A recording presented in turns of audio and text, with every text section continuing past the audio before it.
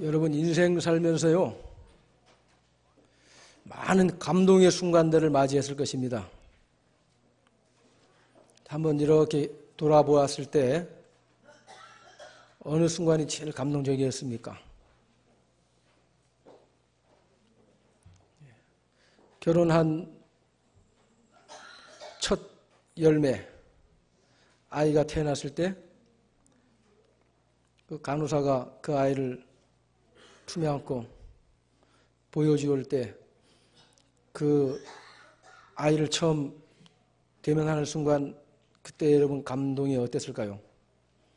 아마 숨이 멎을 것 같은 그런 감동을 느끼지 않았나. 우리 결혼식 할 때 신랑이 먼저 나와서 기다리고 있는데 드디어 신부 입장하는데 세상에서 가장 정성을 다해서 단장한 신부가 나를 향해 오는 그 모습을 보는 신랑의 심장이 아마 멎어버릴 것 같은 그러한 감동이 아니었겠나. 우리 인생을 살다 보면요, 보통의 감동을 뛰어넘는 숨이 멎어버릴 것 같은 그런. 그래서 생일 파티 같은 거 할 때 이벤트 제목을 뭐라 그럽니까? 서프라이즈라 그러죠. 네, 그런 정도가 아니죠. 정말 우리 그 순간 내 숨이 멎어버릴 것 같은.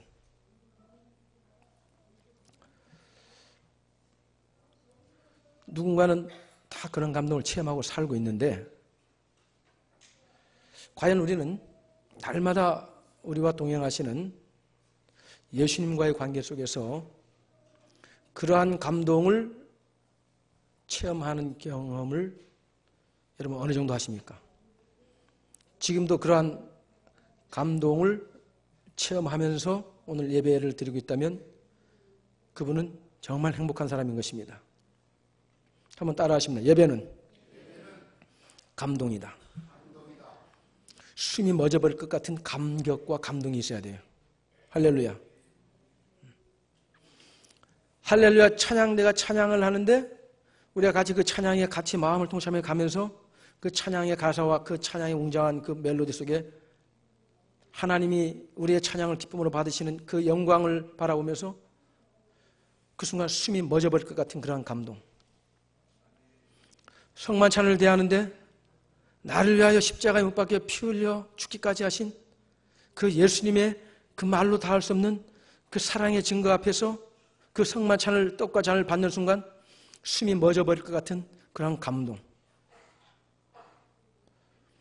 교회당에 들어오면서 뒤에 놓여있는 봉헌함에 예물을 봉헌할 때 나 위하여 십자가에 못 박히시고 지금도 살아계셔서 내 모든 삶의 주권자 되시는 주님 앞에 내 모든 것을 주님 앞에 드립니다 할 때의 그 순간에 복받치듯 올라오는 감동.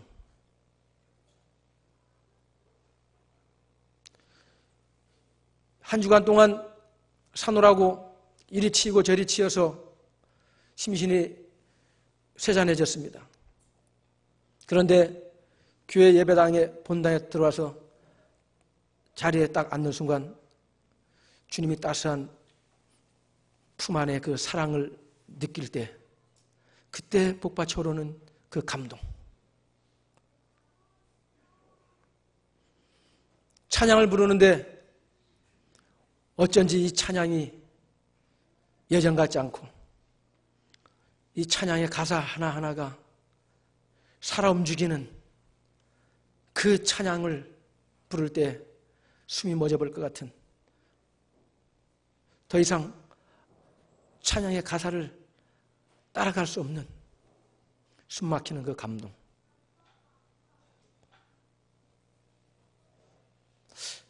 과연 우리가 날마다 주님 나와 함께 하신다고 고백하면서 주님과 나와의 관계 속에서 그런 감동을 어느 만큼 누리면서 살고 계십니까? 여러분 과연 감격적인 예배를 드리고 있습니까? 내 편의에 맞는 예배. 그냥 형식적으로 한번 참석하는 것으로 도장 찍는 정도의 차원에서 예배. 예배 시간에 참석해서 제일 기다려지는 시간은 마지막 축도하는 시간이 되는 예배. 그러한 예배가 아니라 예배 자체가 말로 다 할 수 없는 복받치는 감동이 되는 예배. 거기에 치유가 일어나는 것입니다. 거기에서 회복이 일어나는 줄로 믿습니다. 거기에서 무거운 우리의 인생의 무거운 짐이 벗겨지는 줄로 믿습니다. 예배는 감동이다. 우리가 이 세상을 떠나는 순간에 무엇을 기억합니까? 숨이 멎을 것 같았던 감동의 순간들만 기억납니다. 또 그러한 감동의 체험을 했어야 되는데 그것을 뒤로 미루었던 삶이 너무나 후회가 되는 것입니다.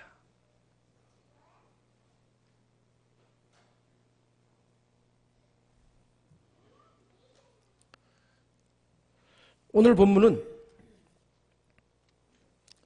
주님과의 관계 속에서 예배란 무엇이냐? 그 예배도 어떤 예배냐? 숨이 멎을 것 같은 감동의 예배. 누가? 주님도 감동하는 예배. 할렐루야. 예수님이 그냥 예수님이 숨이 멎어버릴 것 같은 감동을 느끼는 거예요. 우리가 주님과 드리는 그 예배 때문에. 우리는 그러잖아요. 나를 좀 감동시켜 주세요. 나를 좀 감동시켜 주세요 하는데 한 번쯤은 어쩌다 한 번쯤은 나 때문에 주님도 한번 감동받아야 되지 않겠습니까? 할렐루야. 예. 오늘 그 대표적인 예가 오늘 본문에 나와 있습니다. 자, 이 본문에 나와 있는 여자는 누구일까요? 마가복음, 누가복음 7장, 마가복음의 14장, 그리고 요한복음 12장에 다 등장하고 있는 인물인데 요한복음 12장에서는 마리아라고 하고 있어요. 마리아. 그래서 우리는 오늘 이 본문을 보면서 이 여자는 마리아다. 마르다의 자매 마리아다. 그렇게 생각하면서 보시기 바랍니다. 자, 이 마리아는 누가복음 10장 38절 이하에 또 등장하기를 그때도 예수님께서 그 베다니에 있는 마리아, 마르다, 라사로의 집에 들리셨어요. 그때 예수님을 모시고는 마르다는 예수님을 대접하기 위해서 분주하게 주방 일을 막 하면서 했습니다. 그런데 마리아는 예수님 발치 앞에 이렇게 앉아서 예수님의 말씀을 듣고 있었어요. 근데 마르다가 와가지고 예수님에게 주님, 내 동생이 나와 함께 봉사하도록 한 말씀 해주시죠. 저 혼자 이렇게 분주하게 하는 걸 그냥 어떻게 보고만 계십니까? 그때 예수님이 하신 말씀이 마르다야, 마르다야. 네가 여러 가지 일로 마음이 분산하고 그 때문에 아주 괴로워하는구나. 한 가지만이라도 족하다. 이 마리아는 좋은 쪽을 택하였도다. 빼앗기지 아니하리라. 그러한 현장의 또 주인공들이었어요. 이거로 보면 마리아는 언제든지 예수님을 알기를 원했던 사람인 걸로 보여지고 있습니다. 예수님을 더 알기 원하는 거예요. 그리고 예수님을 주님으로 모시면서 주와 선생님으로 모시면서 예수님께 늘 배우고자 하는 그 갈망하는 자세가 있었어요. 그래서 마리아의 마음은 초점이 분산되지 않았습니다. 나뉘지 않았습니다. 이 일도 해야 되고 저 일도 해야 되고 그게 아니라 예수님을 더욱 알고 예수님의 말씀을 더욱 듣기를 소망했습니다. 근데 예수님은 그것을 좋은 쪽을 택했다. 빼앗기지 아니하리라 그랬어요. 사랑하는 성도 여러분, 주님을 위해서 봉사한다고 하다가 시험에 들지는 않았어요? 불평하지 않았습니까? 그럼 빼앗겨버린 거예요. 처음 시작할 때는 좋은 쪽을 택한 줄 알았는데 결과적으로 좋은 쪽을 택한 게 아니었다는 증거죠. 처음에 시작할 때 그 마음, 그게 언젠가 어느 순간인가 식어져 버린 거예요. 사라진. 그리고 마음이 까칠해진 거예요. 원망 불평이 나오기 시작하는 거예요. 근데 마리아는 좋은 쪽을 택했으니 뺏기지 아니라 그 주님과의 관계, 친밀한 관계, 주님으로부터 배우고 주님을 더 아는 그 주님과 하나씩 더욱더 가까워지는 그 관계 속에 누리는 기쁨과 그 감격을 빼앗기지 아니하리라. 여러분 무엇을 할지라도요, 먼저 주님과의 관계 안에서 하시기를 주의 이름으로 축원합니다. 교회 나올 때 무슨 목적으로 나오세요? 주님 만나기 위해서 나와야 되죠. 주님으로부터 배우기 위해서 나와야 되죠. 주님으로부터 알기 위해서 나와야 되죠. 주님과 함께 더 교제하기 위해서 나와야 되겠죠. 우리 일상 삶 속에서 주님의 발치에 다소곳에 앉아서 듣는다는 게 무엇입니까? 주님과의 은밀한 만남이 어디입니까? 여러분, 개인 기도의 골방입니다. 그 개인 기도의 골방 속에서 주님의 말씀을 듣고 주님을 더 깊이 알고 서로 오고 가는 그 주님의 은밀한 대화 속에서 누리는 기쁨과 감격, 그건 빼앗기지 않는 거예요. 할렐루야. 그러한 기쁨을 누리며 살아가는 저와 여러분 되시길 주의 이름으로 축원합니다. 그러한 마르다인데, 그러한 마리아인데 오늘 본문에 또 똑같은 비슷한 상황이 등장하고 있어요. 예수님께서 이제 십자가에 못 박히시기 며칠을 앞둔 상황입니다. 여기 앞에 보면은 이제 예수님을 잡아 죽이려고 이미 유대인들은 작정을 해가지고 준비하고 있는 그러한 상황. 이틀이 지나면 유월절이라 이미 임박했어요. 그 상황에서 예수님이 오는 집에 들어가는데, 베단에 있는 집에 들어가는데 오늘 본문에 보니까 시몬, 문둥병자 시몬. 근데 이 시몬이라는 사람의 집에 간 걸 보면 시몬 역시 예수님으로부터 특별한 기적적 치유를, 은혜를 누린 사람이죠. 만약에 그냥 문둥병자인 채 그들이 있으면 그들이 사람들과 함께 있을 수가 없어요. 문둥병자는 같이 있을 수가 없는 사람입니다. 근데 문둥병자였지만 예수님으로부터 치유받았기 때문에 오늘 함께하고, 그리고 그 예수님으로부터 치유받은 기쁨과 감격이 있기 때문에 베단에 오기만 하면 주님 우리 집에 들리십시오, 우리 집에 오십시오 하면서 아마 이렇게 모셨겠죠. 그리고 그 자리에 나사로도 앉아 있었고, 여전히 마르다의 그 섬김 봉사. 오늘 여기에서 마르다의 섬김은 뭐 비평이 대상이 안 됩니다. 근데 이 마리아의 섬김과 태도 속에서 우리는 예배란 무엇이냐? 주님이 감동하시는 예배가 어떤 예배냐? 하나님이 정말 기뻐하시는 예배가 어떤 예배냐? 하나님 보시기에 좋았더라 하는 예배가 어떤 예배냐는 그 살아있는 참된 예배의 원리를 우리가 배워야 될 줄로 믿습니다. 첫 번째는 마리아는요, 7절에 보니까 귀한 향유 한 옥합을 가지고 나와서 식사는 예수의 머리에 부었다 그랬어요. 귀한 겁니다. 이게 어느 정도 귀한 거냐면, 이제 다른 본문에 보면 그걸 팔아서 300데나리온에 팔아서 그런 내용이 납니다. 한 데나리온은 그 당시에 특별한 전문적 기술이 아니고 그냥 거들어주는 기술만 해도 받는 그런 사람들의 하루의 품삯이에요. 그러니까 300데나리온, 거의 1년치, 2달 뺀 1년치의 한 사람의 품삯의 값. 그럼 우리가 예를 들어서 한 5만 원으로 따져도 얼마입니까? 1,500만 원. 그죠? 8만 원으로 따지면 얼마입니까? 2,400만 원. 약 2,500만 원.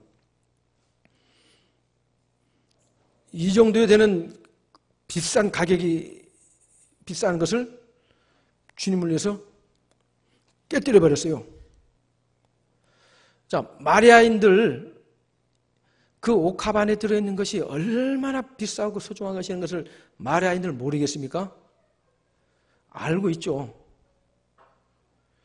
그러면 그것을 주님에게 그래도 몇 방울 이렇게 하기만 해도 대단한 거예요. 1,500만 원짜리 향수 한 번 이렇게 하면 아마 평생 그 말 할 겁니다. 이야, 나 1,500만 원짜리 향수 한 번 뿌려봤다, 나. 아마 이 사람 떠날 때까지 그 소리 할 거야, 아마. 근데 그걸 어떻게 했어요? 부었다. 붓기 위해서 뭐 어땠냐? 그 당시에 그런 향수병은요, 너무 귀한 걸 담았기 때문에 호리병처럼 생긴 건데 깨뜨려야만이 그 내용물을 이제 누릴 수가 있어요. 깨기 전에는. 그래, 너무 귀한 거니까 소장품으로 간직하라. 그래서 어쩌면 가보로 물려주는 건지도 몰라요. 할머니가 갖고 계시던 걸 딸에게, 엄마가 갖고 계시던 걸 또 나에게, 또 내가 갖고 있다가 우리 딸에게. 여인들의 대대로 물려주는 소장품 중에 최고 귀한 가보일지도 모르겠죠. 그건 깨뜨리면 안 되는 거죠. 이건 귀한 거니까. 그래서 간직하고 있다는 의미의 그 뿌듯함으로, 예. 근데 그걸 깨버렸어. 머리에 부었다는 것은 깨버렸다는 뜻이에요. 1,500만 원에서 약 2,400만 원짜리 되는 향수를 한 번에 어느 남자가 그랬다면 이해됩니다. 예, 어느 남자가 그랬다면. 예. 어떤 사람이 제주도에서 전복을 보내줬는데 그걸 모르고 그냥 한 솥에 다 부어가지고 끓여서 먹어버렸대요. 그래가지고 그 전복 보내는 사람이 아이고 그 끓여 먹으니 참 맛있었다니까 전복 보내는 사람 기절하는 거예요. 그걸 한 목에 솥단지에 담아가지고 끓여 먹는 게 아니거든요, 그게. 남자가 그랬다면 이해돼요. 향수가 뭔지 모르고 향수를 어떻게 뿌리는지도 모르기 때문에. 근데 마리아예요, 마리아. 여자예요. 향수를 어떻게 사용하는지 아는 사람이에요. 근데 그렇게 해버렸어요. 알면서. 이게 얼마나 귀한지 알면서. 왜 그랬을까요? 주님을 위해서라면 내 모든 것을 다 드릴 수 있습니다. 억누를 수 없는 주님을 향한 사랑 때문에 그랬어요. 할렐루야. 요즘 최신 마케팅이 하나 등장했는데 할머니, 할아버지들을 이용하는 마케팅. 어린이 용품을 해가지고 할머니, 할아버지가 아이들 손자, 손주 장난감 사주기, 그런 백화점 최신 마케팅이 일어나고 있어요, 지금. 그러니까 여러분 돈이 없어서 그러지 내 돈만 있으면 사랑하는 그 자손들을 위해서 뭐가 아깝겠습니까? 그걸 역이용하는 거예요, 마케팅에서. 나 그대 위해서라면, 나 너를 위해서라면 아까운 게 없어요. 억누를 수 없는 그 주님을 향한 사랑 때문에 2,400만 원이 됐든 1,500만 원이 됐지 이보다 더 귀한 것이 없어서 못 드리지. 할렐루야. 참된 예배, 주님이 감동하시는 예배, 주님이 평생에 기억하시는 예배는 주님을 향한 억제할 수 없는 사랑으로 드리는 예배. 할렐루야. 그 다음 또 이제 그러니까 반응이 일어납니다. 이제 주변에 있던 사람들이 8절 9절에 보니까 수근수근, 특히나 그 중에는 제자들이 어느 정도 분개하느냐면 무슨 이들로 이걸 허비하느냐, 이것을 비싼 값에, 그러니까 300데나리온이요 가난한 자들에게 줄 수 있었겠다. 참 합리적입니다. 대단합니다, 여러분. 아주 이치에 맞습니다. 아니, 주님을 사랑해도 좀 제정신 가지고 사랑을 해야지. 예수 믿어도 좀 제정신 차리면서 믿어야 되지. 믿어도 그렇게 믿냐? 그런 말 들어요, 안 들어요? 감동적인 예배를 안 들어보셨구나. 그런 말 안 들어봤다니까. 맨정신 똘방똘방 하면서. 미쳤구나. 아니, 너 믿어도 왜 그렇게 지랄 맞게 믿냐? 응? 아, 좀 평범하게 믿어라, 좀. 왜요? 현실적이지 않은 거예요. 현실적이지 않은 거예요. 현실적이. 이 비싼 향수를 현실적으로 어떻게 사용하는 게 가장 값지다고요? 팔아서 주변에 있는 가난한 사람들을 위한 구제비로 쓰면 가장 현실적으로 제대로 사용한 겁니다. 믿습니까? 현실적으로. 그러니까 제자들과 주변 사람들 보니까 비현실적인 거예요. 이거는 도저히 이건 용납할 수가 없는 거예요. 비현실적인 거예요. 그렇습니다. 하나님이 기뻐하시는 예배는요, 세상 사람들의 상식으로는 도저히 용납할 수 없는 그러한 섬김입니다. 할렐루야. 예. 여러분, 매 주일마다 세상 없어도 똑같은 시간에 똑같은 자리에 나오는 거, 안 믿는 사람 보기에는 현실적입니까? 아이고, 저렇게 사나? 저렇게 살고 싶을까? 이 좋은 세상에. 아니, 허구한 날 똑같은 날, 주일날 되면 주일 하면서 똑같은 시간에, 저 늦게 가면 차도 될 데 없어가지고 동네 몇 바퀴 빙빙 돌아가면서 저렇게 하고 싶을까? 현실적이지 않아요. 그런데 우리는 옵니다. 할렐루야. 우리는 와요. 배웠다는 사람이, 야, 이건 안 돼. 하나님의 말씀이 이렇게 했어. 입만 열면 하나님의 말씀, 성경. 너무나 현실적이지 않아요. 아니, 그 성경 어느 옛날 고리타분한 책인데 그 옛날 종교의 문서에 불과한 그 성경을, 아니 지금 21세기 이 초과학 문명의 시대에 지금도 그 성경은 나의 인생의 지침서요, 내 모든 행위에 모든 것을 비춰보는 그런 말씀이요, 내 길의 빛이요, 내 발을 앞에 비추는 등불이다 해가면서, 말씀은 나의 영혼의 양식이며 하면서 말씀이 마르고 닳도록 사고, 책 다 엎어지면 또 새로 사고, 또 누구한테 선물 준다면 기껏 준다는 게 가장 귀한 선물이라고 말씀 성경책을 떼어 주는 거 보면 너무나 비현실적이죠. 주님 앞에 우리가 드리는 예배, 세상 사람들이 보기에는 비현실적입니다. 너무나 얼토당토하네. 너무나 상식 밖의 일이에요. 우리가 주님을 위해서 무언가를 한다, 교회 공동체를 위해서 무엇인가를 한다, 혹은 주의 이름으로 내가 무엇인가를 한다고 할 때 어떤 경우에는 세상 사람들이 보기에는 미친 짓이다, 상식적이지 않다.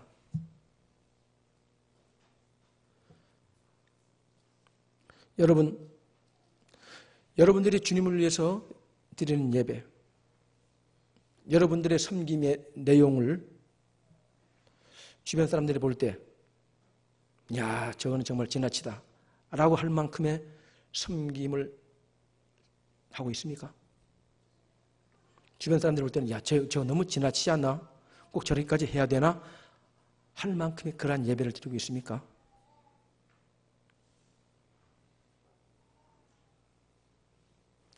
그 다음 세 번째는 10절부터 11절입니다. 예수님은 그가 내게 좋은 일을 하였다 그러는 겁니다. 그 자를 괴롭히지 말아라. 가난한 자들은 항상 너희와 함께 있지만 나는 항상 너희와 함께 있지 않다. 그가 내게 좋은 일을 하였다. 자, 이 상황은 누가복음 10장 38절 이하에서 예수님이 결론적으로 그는 좋은 편을 택했도다. 마르다가 막 책망하는 겁니다. 비교하면서. 아니, 주님 발 앞에 앉아서 주님 말씀만 듣고 있는 것, 이거는 비상식적이잖아요. 이건 옳지 않잖아요. 정말 좋은 것은 주님에서 뭔가를 막 하고 막 준비하고 하는 이거 아닙니까? 그래서 마르다가 자기 자매인 마르다를 잘못하고 있다고, 네가 하는 것은 지금 옳지 않다고, 보기 안 좋다고. 그런데 예수님은 좋은 편을 택했다고 그랬어요. 오늘 주님을 위해서 한 번의 예배를 위해서 어처구니 없는 섬김과 주변 사람들 보기에는 저 정도 저렇게까지 해야만 될까 하면서 비난을 받을 수밖에 없는 그게 주님은 뭐라 그러십니까? 내게 좋은 일을 하였도다. 할렐루야. 그럼 우리는 여기서 멈추는 거예요. 진짜 크리스찬은 주님만 좋으면 좋습니다. 할렐루야. 주님만 좋으면 좋습니다. 우리가 사랑하는 사람과의 관계에서요, 그 사람을 위해서 내가 뭔가를 할 때 표현은 하나밖에 없습니다. 너만 좋다면 좋아. 할렐루야. 서양 사람들이 한국 음식 중에 제일 공포스러워하는 게 뭘까요? 뭘까요? 낙지. 예. 낙지가 꾸물럭 하는 것을 그걸 턱 집어가지고 한 입에 집어넣는 거 보면 외국 사람이 심장 약한 사람 죽어요, 그냥. 산모는 유산합니다, 그 자리에서. 얼마나 공포스러운 거. 괴기 영화도 이런 영화가 없죠. 이거는 이게요. 진짜 대한민국 사람들요, 서양 사람들 한번 낙지 한번 단체로 먹으면 겁 한번 줘버려야 돼요. 우리가 이렇다. 낙지라면 차라리 내가 죽지. 그런데 내 사랑하는 사람이 낙지를 좋아한다면, 야, 우리 뭐 먹으러 갈까? 낙지집에 가자. 너 낙지 싫어하잖아. 네가 좋다면 나도 좋아. 할렐루야.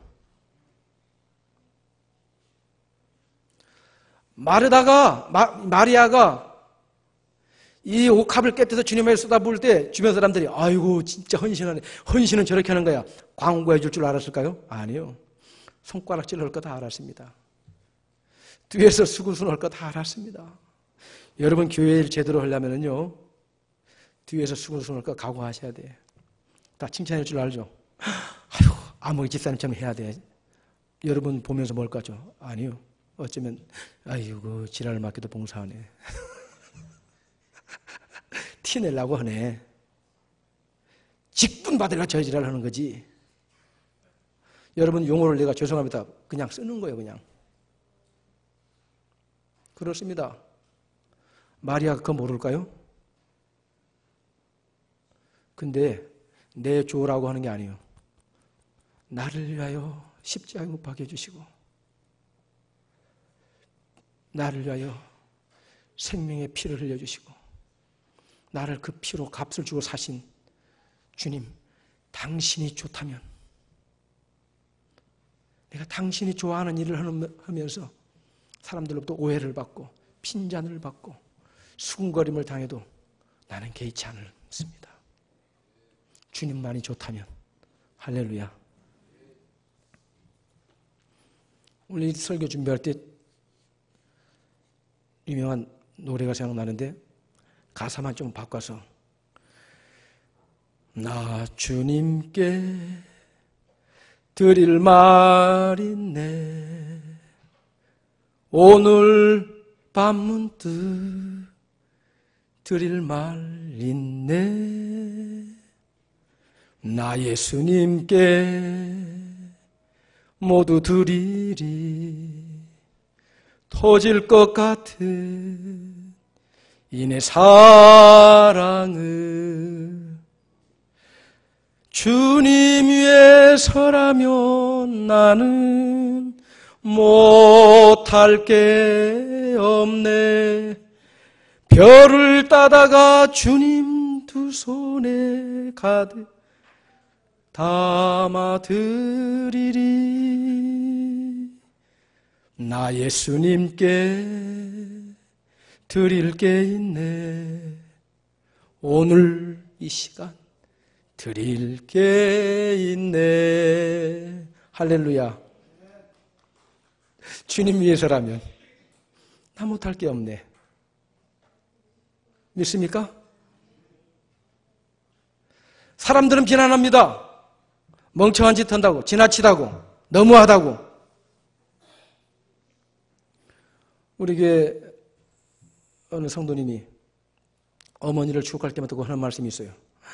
우리도 못 먹어본 고기 어쩌다 한번 들어오면 우린 구경도 못하고 냄새만 맡고 그 고기 보면 어느 전도사님 입에만 쏙쏙 들어가고 너무너무 지나치다. 그렇게 원망스러웠대요. 그 당시에는. 자식 앞에까지도 비난받아가면서 예, 남편 앞에 비난받아가면서 아내에게까지 비난받아가면서 그렇게 예수를 믿어야 되겠습니까? 주님 좋으시다면 그렇게 믿어야 되겠죠. 할렐루야. 그게 주님이 내 좋다. 너 나 그렇게 해주면 나의 좋다. 그러면 주변의 모든 비난도 다 주님으로 넘어갑니다. 할렐루야. 내 조화가 아니고요. 나는 주님으로 좋은 걸 이미 받았잖아요. 그리고 결론입니다.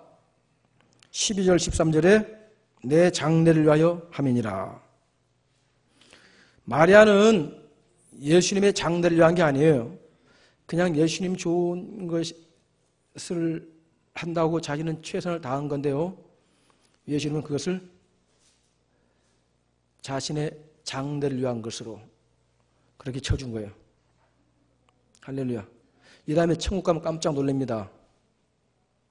내가요, 아무 생각 없이 그냥 단순한 마음으로 내 주변에 어려운 교우에게 다가가서 그의 사정을 좀 돌아봐 줬고, 내가 했다고는 아무것도 아닌 건데 조그만 도움을 베풀었는데 천국에 가면 주님 뭘 할 줄 아세요? 너 내가 배고플 때 나에게 먹을 것 줬지 않냐? 언제 저거 그랬어요? 너 내가 헐벗을 때 입을 걸 줬잖니. 언제 그랬는데요? 너 내가 아팠을 때 나를 찾아와 주냐? 언제 그랬는데요? 너 아무의 집사 누구에게 한 거 있잖니? 너 옆집에 사는 누구 아빠 실직 당해가지고 정말 어려울 때 너 그 집에 너 아이들 학원비라도 되라고 봉투 한번 건네주고 했었잖니. 그 사람이 나야, 나. 할렐루야. 그게 나였노라. 그게 나였노라. 할렐루야. 예수님의 장래를 위해서 마리아는 그 전과 인사가 갔는데 예수님은 내 장래를 위해서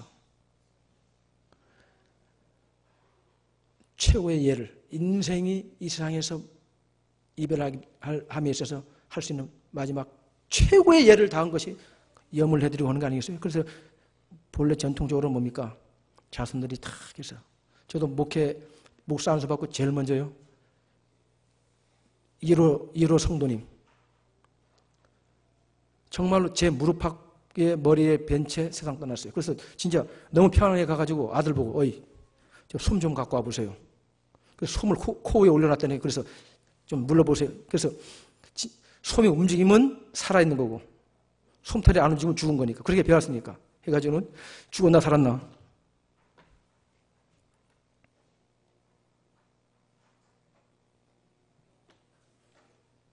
그런데요, 그분이 막상 하나님께로 가고 장례를 다 치르고 했는데요, 지금도 그래 문득문득 아유 그분 살았을 때 좀 더 잘해드렸어야 되는데 그 아쉬움이 지금도 남아있어요.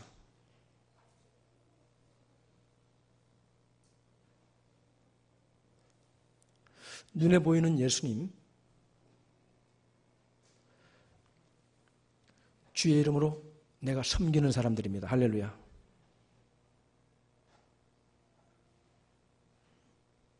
섬기셔야 돼요.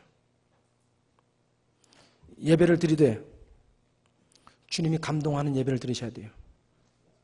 엉두를 수 없는, 주체할 수 없는 사랑에 매여서 드리는 예배. 주변 모든 사람들이 비난하고 판단하더라도 주님이 기뻐하시면, 주님이 옳다고 여기시면 나는 좋사오니 아랑곳하지 않고 주님 인정하시면 됐습니다. 제 모든 비난을 소낙비처럼 맞으면서 이 길을 가겠습니다. 여전히 이 모습 이대로 주님을 섬기겠습니다. 그러한 예배자를 주님은 내 복음이 전파되는 곳에서는 이 여자의 행한 일도 전하여 이 여자를 기억하라. 내가 너를 영원히 기억하리라. 왜요?